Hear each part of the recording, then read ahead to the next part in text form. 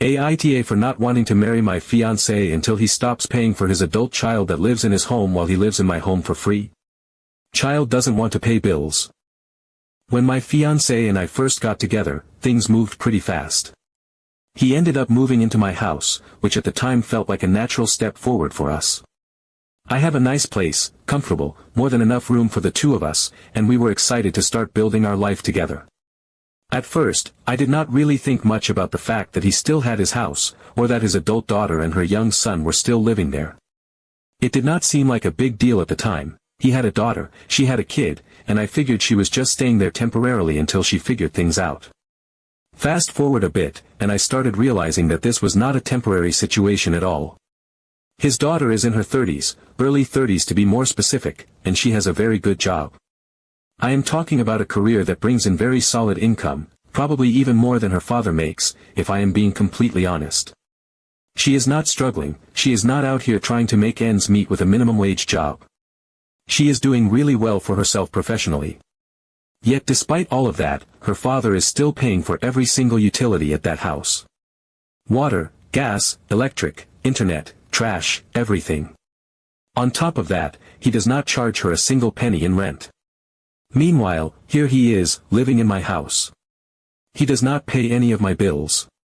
I am completely fine with that because it is my home, and I chose to have him move in, but when I see that he is still carrying all of the financial responsibility for another grown adult who should absolutely be standing on her own 2 feet by now, it starts to feel really unfair. It is not just about the money either. It is about what it represents. It feels like he is stuck in this caretaker role for someone who should have moved on from needing that kind of support a long time ago. I have adult children of my own. They have been out on their own for years. I raised them to be independent, to figure things out, to make their own way in the world. It was not easy. There were definitely moments where it would have been simpler for me to just swoop in and fix things for them, but I knew that would not help them grow. They had to stumble a few times, struggle a little bit, learn how to manage their own responsibilities. That is just part of becoming an adult. And now, they are strong, capable, independent people. I am proud of them for that. So when I see this situation with his daughter, it is really hard for me to wrap my head around it. She is not a teenager. She is not even a 20-something just getting started in life. She is a fully grown woman with a child of her own, a good job, and absolutely no reason to still be financially dependent on her father. Yet here we are. And it is not just utilities. If something breaks at the house, he pays for it. If there is a maintenance issue, he handles it. She just lives there, rent-free, bill-free, stress-free, while we are trying to plan a future together. I have brought it up a few times, gently at first. I tried to frame it in terms of our future. If we are going to build a life together, get married, merge our finances and responsibilities, then we need to be on the same page about boundaries. About what it means to be an adult. About what is fair. Every time, he just kind of brushes it off. He says things like, it is just until she saves up a little more, or, she has a lot on her plate with her son. I get it. Being a single parent is not easy. But it does not change the fact that she is more than capable of handling her own utilities, at the very least. It has gotten to the point where I am seriously reconsidering the wedding. I love him. I truly do. But I cannot shake the feeling that this situation is a huge red flag. If he cannot set healthy boundaries with his adult daughter now, what is going to happen after we are married? Am I going to be expected to just accept that part of our shared resources will always be funneled into maintaining her lifestyle? Am I going to be dragged into the role of being the bad guy because I think it is reasonable for a 30-something woman with a good job to pay her own bills? It is not even like I am suggesting he kick her out on the street tomorrow. I think he has every right to give her a reasonable timeline to move out if he wants to sell the house or rent it out for income. Or, if he wants to let her keep living there, fine, but she should at least be responsible for all the utilities and upkeep. I am not saying he should start charging her rent if he does not want to, but she should absolutely be covering the cost of the basics. That is what adults do. I know how this looks. I have asked myself 1,000 times if I am being selfish or unreasonable. I have questioned whether I am just being too rigid or judgmental. But every time I really sit with it, I come back to the same place. No one was there to keep paying my bills when I became an adult. No one was holding my hand and making sure everything was easy for me. I had to figure it out, and so did my kids.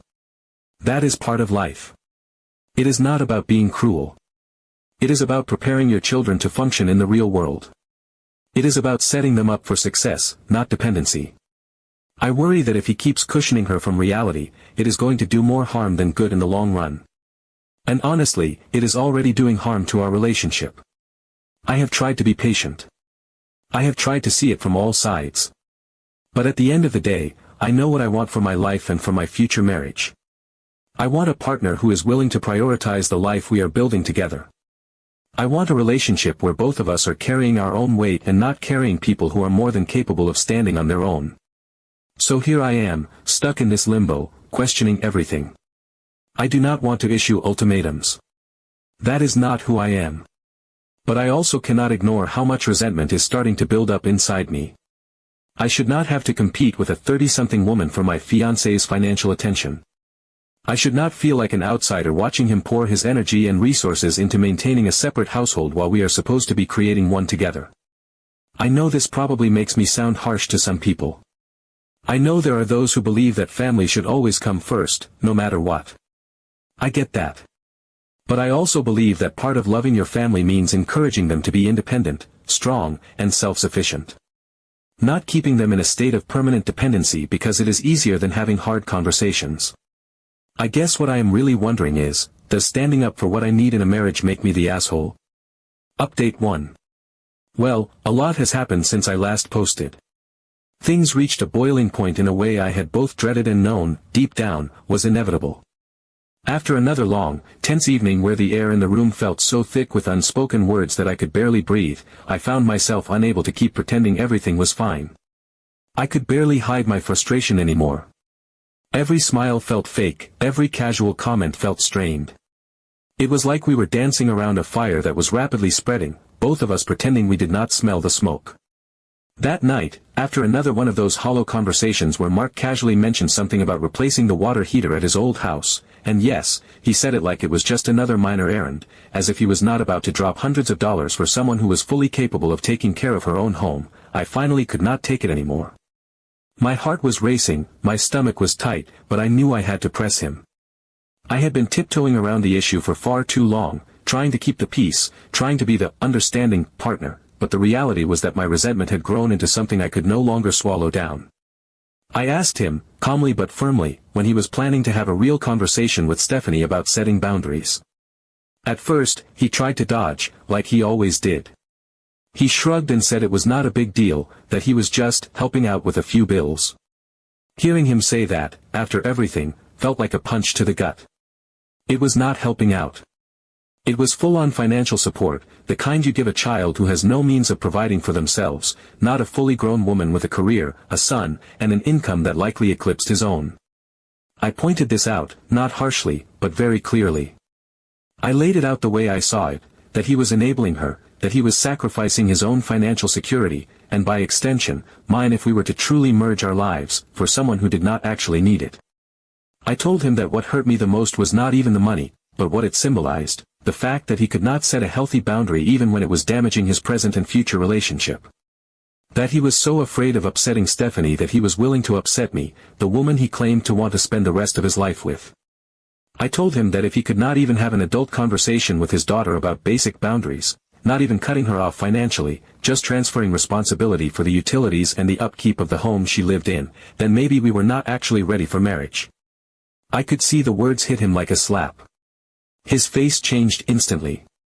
For the first time in all these months, I saw fear and doubt flicker across his expression. Real fear, not the annoyed dismissal I usually got when I tried to broach the subject. He tried to argue at first. Tried to tell me that he was just being a good father. That family helped family. That it was his responsibility to be there for her.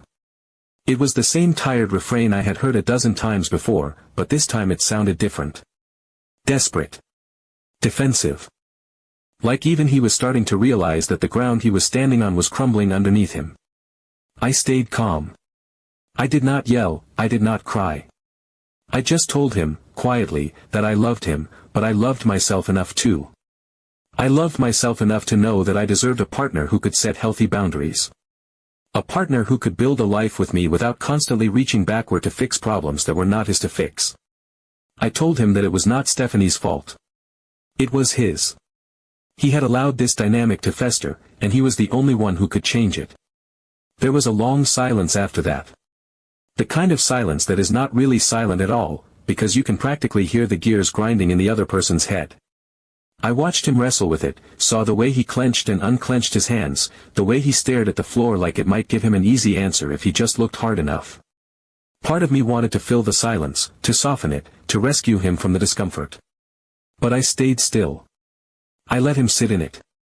I knew that if I bailed him out now, nothing would ever change. Minutes passed, maybe 5, maybe 10, before he finally lifted his head and looked at me. His eyes were tired, and there was a weight to his voice that had not been there before. He said he had been wrong to dismiss my concerns. That he had been so afraid of hurting his daughter, he had not realized he was hurting me. That he had been operating from a place of guilt, not reason. He admitted that he needed to be brave enough to have the hard conversations, even if they made him and Stephanie uncomfortable. He did not have a plan yet. He did not have the perfect words or the perfect timing. But in that moment, for the first time since we started this exhausting cycle, I felt a tiny thread of hope. Reluctantly, he agreed to talk to Stephanie. Update 2. Well, the conversation with Stephanie was a total failure.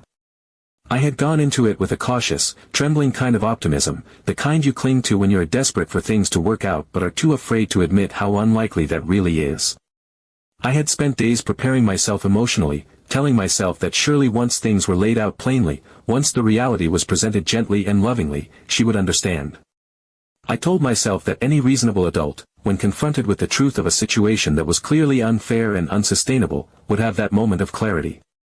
I imagined that she would have a flash of realization, that she would hear the words and see herself as if for the first time, recognize how much she had been leaning on her father and how inappropriate it was now that she was financially thriving. I thought there would be at least a glimmer of pride in her, a sudden rush of adult responsibility, the kind that makes you want to stand on your own 2 feet, if for no other reason than to show the people who supported you that their efforts were not wasted. I even prepared myself for awkwardness. I thought it might be tense, maybe a little uncomfortable, with some defensiveness at first, but ultimately a willingness to step up.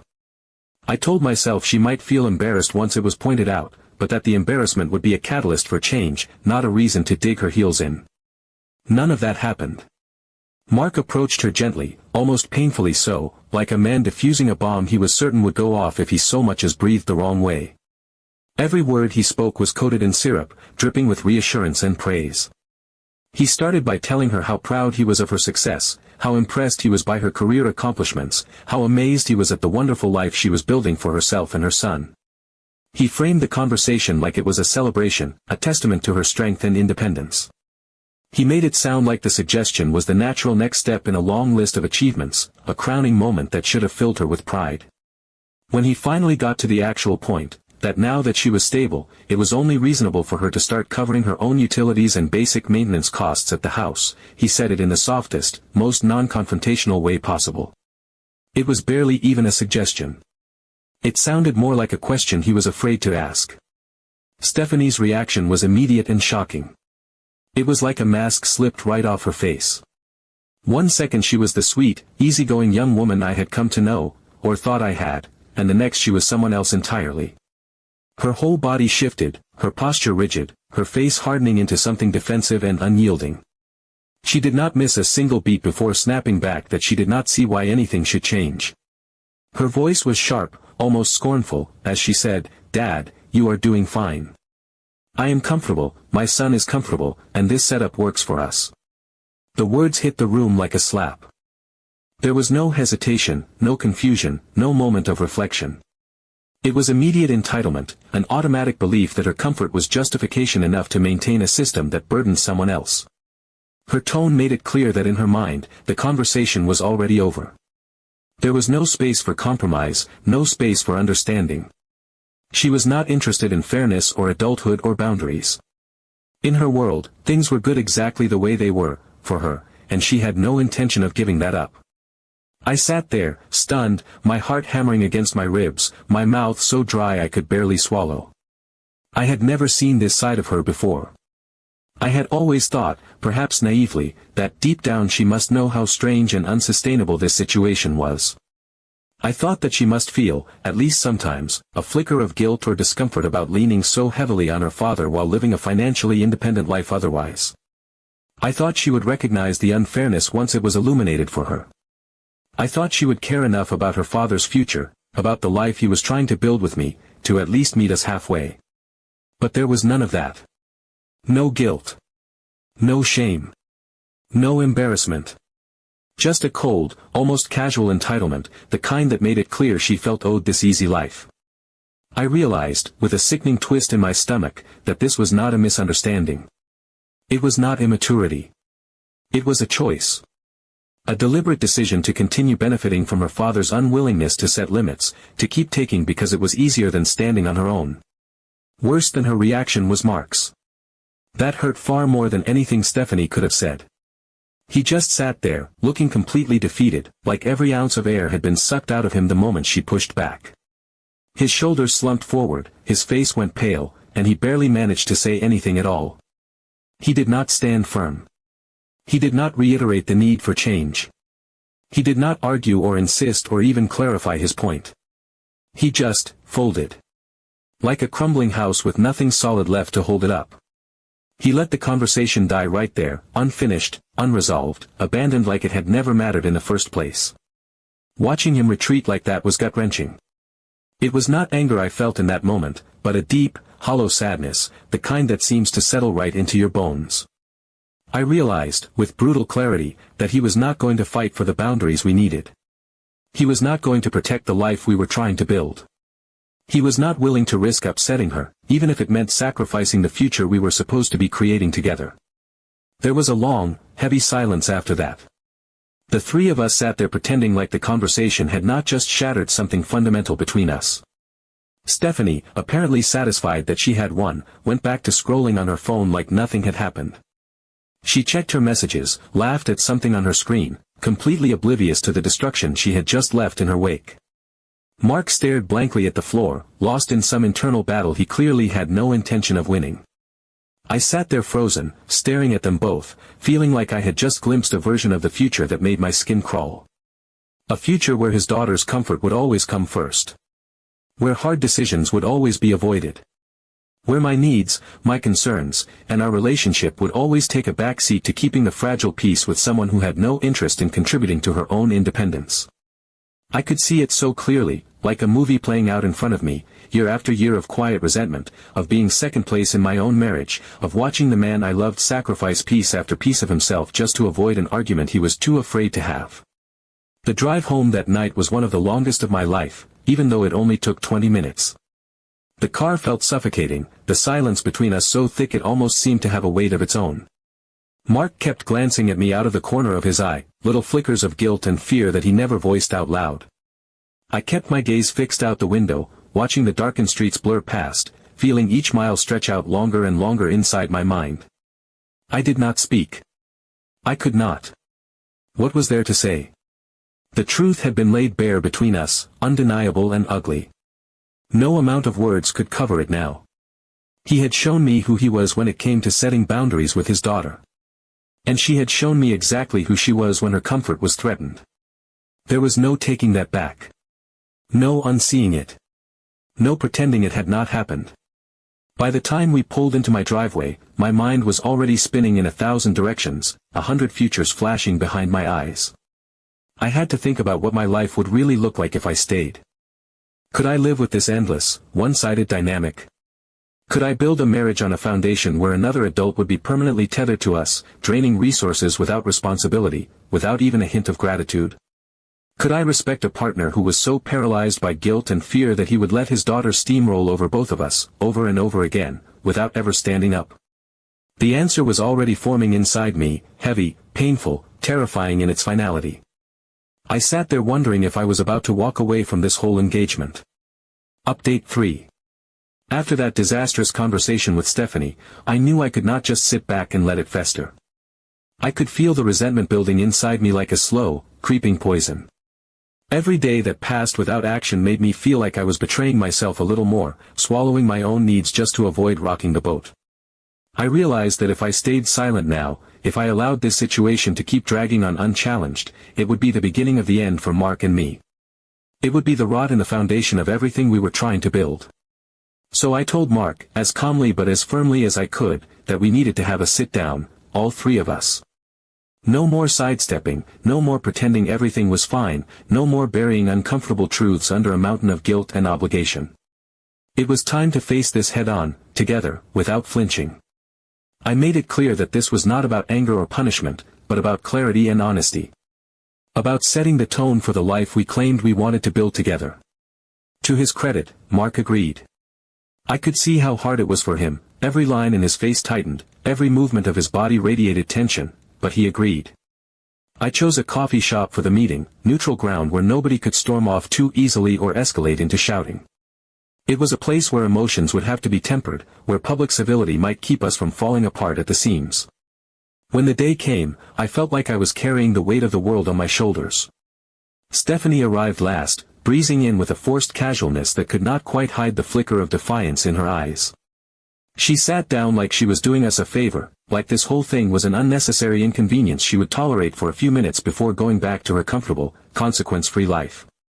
I did not waste time. I laid it all out, clear and unvarnished. I said that I loved Mark, and that I wanted to marry him, but that I could not, and would not, enter a marriage where a significant portion of our future resources, our energy, our peace of mind, was tied up in indefinitely supporting another fully capable adult. I said that this was not about a lack of love for family, it was about setting healthy boundaries that respected everyone's independence and adulthood. I said that helping family meant teaching them to stand on their own, not keeping them stuck in a permanent state of dependence because it was easier or because it made someone feel needed. Stephanie immediately tried to argue. Her voice was sharp, her body language defensive, her words brimming with the same entitlement I had seen before. She said she should not have to worry about bills because family helps family. She said that it was his house, his choice, and if he was fine with it before, why should anything change just because of me? I stayed calm. I told her bluntly that families help each other grow, not stay stuck. I said that real love, the kind that builds strong, resilient people, does not come from shielding someone from responsibility but from trusting them to handle it. I said that continuing to rely on her father for basic living expenses when she was fully capable of supporting herself was not a gift she was giving him, it was a burden she was refusing to acknowledge. There was a long, tense silence after that. I could feel Mark sitting beside me, the conflict radiating off him like heat. For a moment, I thought he might shrink back again, retreat into that old, familiar posture of avoiding confrontation at any cost. But then, something shifted. I saw it happen, the way his shoulders squared, the way he lifted his head, the way he looked at Stephanie not with fear or guilt, but with the steady, painful resolve of a man who had finally reached the edge of what he could carry. He told her, in a voice that was steady and sure, that he loved her deeply. That he would always love her. But that he was about to start his own new family, and that meant building a life with new priorities, new commitments. He said that part of growing up, truly growing up, meant stepping into your own responsibilities, not relying on someone else to carry you indefinitely. He told her that she had 60 days to either take over all the utilities and upkeep of the house herself or find her own place to live. Stephanie was furious. I saw it flood her face in an instant, the disbelief, the outrage, the betrayal she felt boiling over. She stood up so fast her chair scraped loudly against the floor, drawing looks from a few nearby tables. Without another word, she grabbed her things and stormed out of the coffee shop, leaving a trail of shocked silence in her wake. I sat there for a moment, stunned but oddly weightless, like a heavy coat I had been wearing for months had just slipped from my shoulders. Mark sat too, staring at the door she had slammed behind her, his face a complicated map of grief and relief and exhaustion. Later, in the quiet of my living room, Mark admitted to me that he had been terrified of disappointing her. That he had spent so many years trying to shield her from every hardship that he had not realized he was doing more harm than good. He said he thought he was protecting her, but really, he was holding her back.